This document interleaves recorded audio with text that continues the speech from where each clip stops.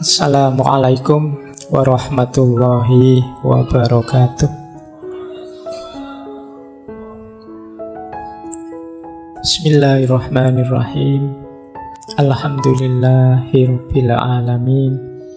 Wa bihi nasta'inu ala umurid dunya waddin. Allahumma sholli wa sallim wa barik ala habibina wa syafi'ina Sayyidina wa maulana Muhammadin wa ala alihi wa ashabihi wa man tabi'ahum bi ihsanin ila yaumiddin. Amma ba'du. Bismillah. Kita mulai lagi belajar kita, ngaji filsafat kita, kerana positifnya kesendirian. From loneliness to solitude. Bagaimana mengubah kesendirian yang tadi kesepian menjadi kesendirian yang bermanfaat, berguna untuk diri kita. Tapi sebelum itu, mari kita lakukan 5 hal ini. Biar kesendirian kita positif. Yang pertama, ayo kita terima dan kita renungi. Jadi acceptance and reflection. Aku kok merasa sendiri, aku ini kok kesendirian, akarnya apa, sebabnya apa, yang menyebabkan situasi ini apa, mentalku kah, lingkungan kah, atau apakah. Jadi ada refleksinya. Kalau sudah, terus self-development. Self-development itu meningkatkan diri. Oh, selama ini mungkin aku terlalu mengikuti kata hatiku. Tak latihan sebentar untuk bisa melampaui rasa suka dan tidak suka. Ini self-development namanya. Mendidik diri. Nanti ada penjelasannya di belakang. Yang ketiga, action. Apapun yang terjadi, meskipun sedang kesepian, jangan berhenti berkarya, jangan berhenti bertindak, berperilaku, melakukan apa yang kita inginkan. Jadi acceptance, reflection, self-development, action, dan social support. Tetap berinteraksilah dengan orang lain untuk dapat dukungan. Setidaknya dukungan semangat, dukungan supporter yang menegaskan bahwa masih ada kok orang yang peduli dengan kita. Kita masih ada kok teman meskipun tidak terlalu memahami kita, misalnya. Itu social support. Dan yang kelima, bisa lewat jalur spiritualitas. Jangan lupa, sesepi apapun hidup kita, masih ada Allah.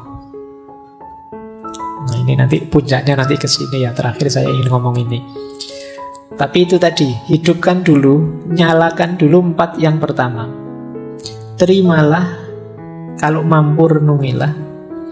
Kemudian perbaiki diri kalau memang harus ada yang diperbaiki. Jalankan, tetap beraktivitas, berkarya. Biar tidak runtuh kebanggaanmu pada dirimu. Setelah itu, yakinlah bahwa akan selalu ada orang yang siap mendukung. Tegaskan social support di sekeliling kita. Pendukung, orang-orang yang mencintai kita, menyayangi kita, yang anytime siap membantu kita semampu mereka. Dan yang terakhir, yakinlah bahwa kita tidak pernah ditinggal oleh Yang Maha Kuasa, oleh Allah. Kita saja yang sering lupa atau menjauh darinya. Ini akan jadi solusi agar loneliness berubah jadi solitude. Mungkin kita masih sendirian, tapi sekarang kesendirian itu produktif. Kesendirian itu manfaatnya besar. Baik lewat jalur peningkatan kualitas diri maupun lewat jalur spiritualitas. Diri kita meningkat, kedekatan kita dengan Tuhan bisa juga meningkat lewat jalan kesendirian, lewat jalan loneliness. Disitulah nanti loneliness menjelma jadi solitude. Jadi kesendirian yang positif, kesendirian yang bermanfaat. Oke, baik. Kita mulai babak kedua. Tadi babak pertama kita membahas tentang kesendirian dan kesepian, dan ikhwal tentang sisi negatifnya kesendirian. Sekarang kita mulai masuk ke sisi positifnya.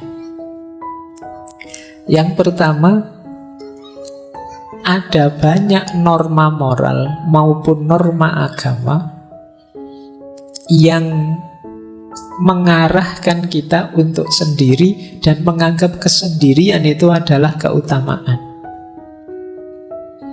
Nanti yang agama saya bicarakan di belakang. Saya ambil contoh misalnya Mahatma Gandhi. Orang itu bisa membuktikan dirinya khususnya dalam kesendirian. Kata Gandhi, adalah mudah untuk tegak dalam kerumunan, namun memerlukan keberanian untuk tegak sendirian. Orang itu kalau temannya banyak, terus petentang-petenteng, itu gampang, koncone oke. Ya kalau sendirian, baru dia disebut pemberani. Ayo kamu sendirian petentang-petenteng, kalau berani misalnya. Itu sederhananya begitu maunya Gandhi. Orang itu bisa tegak sendirian baru dia hebat. Kalau sekedar tegak bareng temannya, ya belum.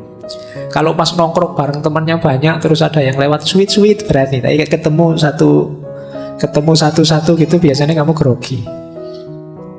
Jadi orang itu terbukti kehebatannya ketika dia sendirian. Kalau kamu bareng orang banyak, lewat kuburan, santai saja, mungkin kamu sampai, ayo kalau ada hantu keluarlah ngono. Tapi begitu sendirian, wah, ono angin sidik, wah, melewayu sih banter. Terbukti keberanianmu saat sendirian. Kebaikan juga begitu. Kalau kamu sendirian masih juga baik, berarti kamu memang orang baik. Tapi kalau kamu baiknya hanya pas ada orang banyak, ya kamu sebenarnya hanya pencitraan. Jadi mudah untuk mengklaim bahwa kamu hebat ketika dalam kerumunan. Untuk membuktikan kamu hebat beneran ya saat sendirian. Jadi ini salah satu quote untuk menegaskan betapa sendirian itu sebenarnya bermakna pembuktian. Kamu hebat beneran apa enggak? Kamu jago beneran apa enggak? Makanya kata Lause, orang biasa itu membenci kesendirian. Namun seorang master, dia bisa memanfaatkan kesendirian. Dia memeluk kesendirian sambil menyadari bahwa dia adalah satu dengan seluruh semesta. Jadi kesendirian bermakna pembuktian diri. Saatnya kalian tampil, ya sendiri.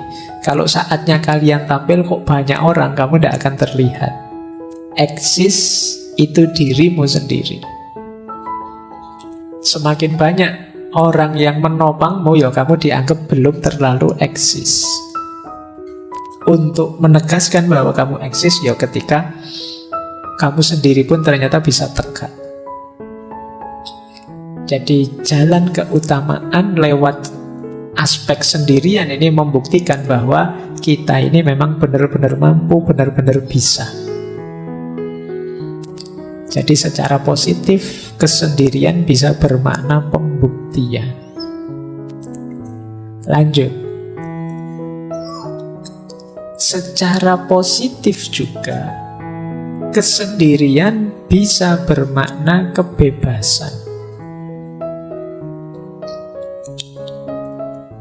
Tadi sudah sekilas dijelaskan di Sartre bahwa hadirnya orang lain itu seringkali membelenggu kita. Di sini ditambahi oleh Arthur Schopenhauer yang sering kita kutip, filosof eksistensialis. Kata Arthur, seseorang bisa menjadi dirinya sendiri hanya selama dia sendirian. Dan jika dia tidak menyukai kesendirian, dia tidak akan menyukai kebebasan. Karena hanya ketika dia sendirian, dia benar-benar bebas.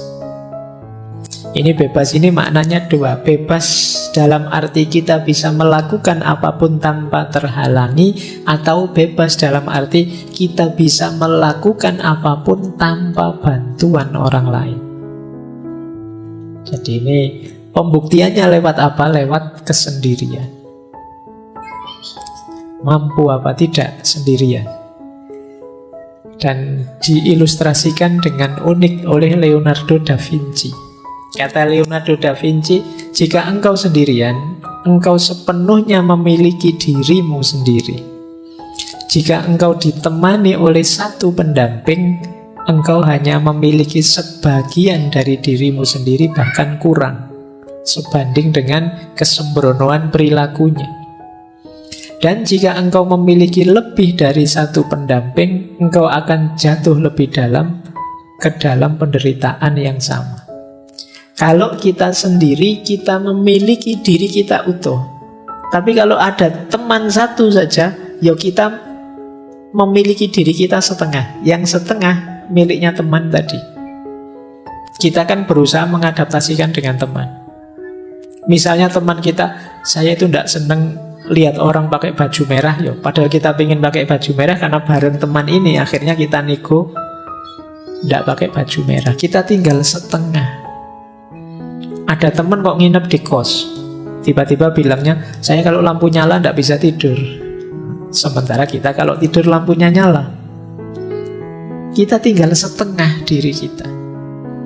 Itu kalau temannya satu. Kalau temannya 3, diri kita tinggal 1/4. Nego dengan 4 teman ini mungkin maunya beda-beda. Saya tidak bisa tidur kalau tidak lampu disco. Saya tidak bisa tidur kalau tidak lampu, misalnya. Apa tidak puyeng kamu? Akhirnya semalam tidak tidur itu mikir lampu. Jadi semakin banyak orang, ya semakin banyak negosiasi. Kalian harus menemukan intersubjektivitas, kesepakatan bersama. Semuanya bilang saya tidak bisa tidur kalau begini, saya tidak bisa tidur kalau begitu. Ya sudahlah, kita semua malam ini tidak usah tidur. Kita ngobrol saja. Ini negosiasi. Dalam hidup bersama memang begitu. Makanya semakin kita sendirian, semakin kita bebas. Ya meskipun tidak harus dengan kalimat orang lain adalah neraka, seperti yang disampaikan oleh Sartre. Jadi makna positif kedua, kalau tadi kan kesendirian itu pembuktian diri, kalau ini kesendirian itu kebebasan.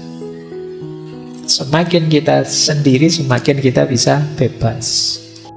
Nah, pembuktian diri sudah, kebebasan sudah. Makna positif kesendirian selanjutnya adalah pemenuhan diri. Pemenuhan diri itu maksudnya kita ingin jadi apa? Kita ingin membuat diri kita selevel apa? Itu sebagian besar jalurnya adalah kesendirian. Contoh misalnya, saya ambil quote-nya Picasso.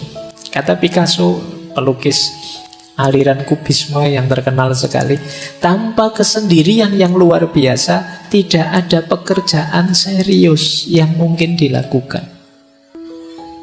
Kalau kalian garap skripsi kan sendirian.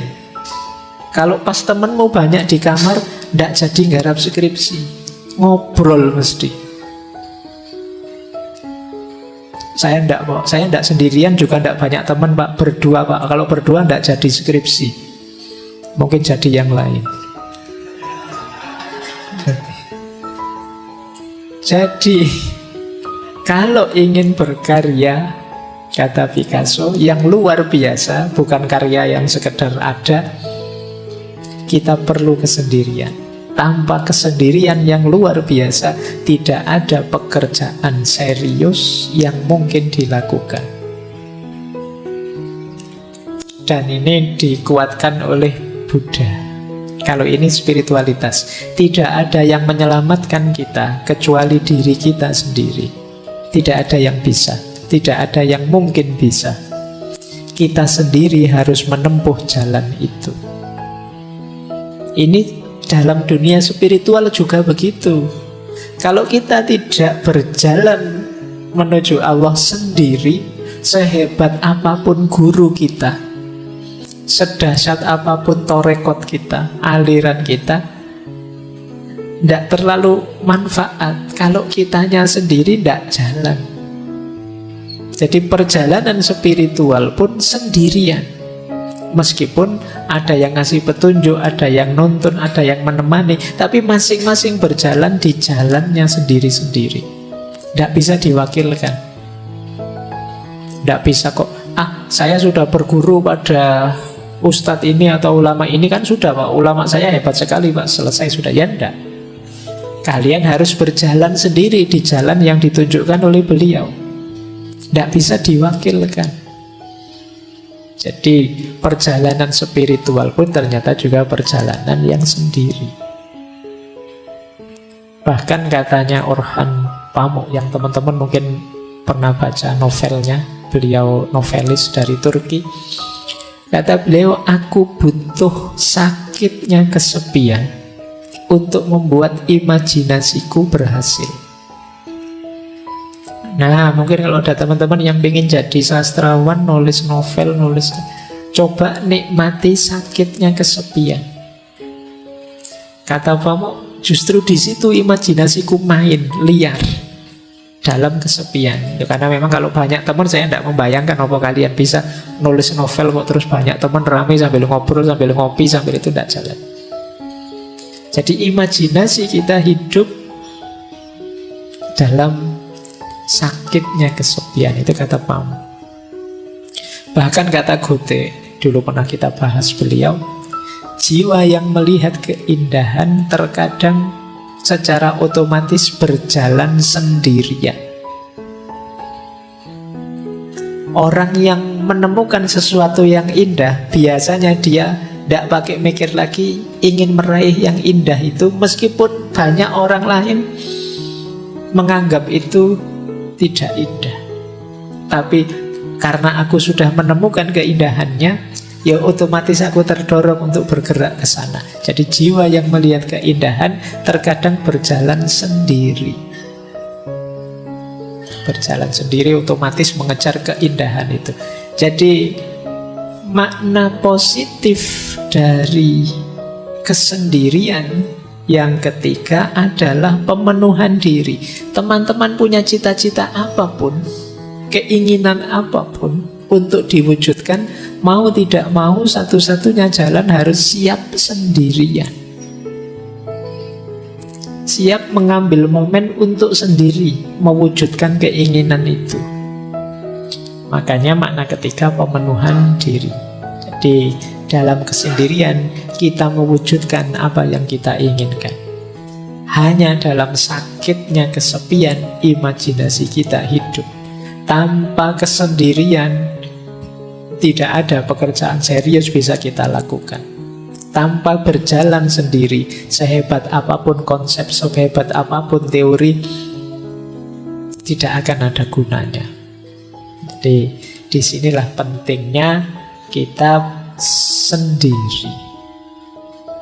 Para ulama zaman dulu itu bahkan banyak yang sampai akhir hayatnya tidak menikah.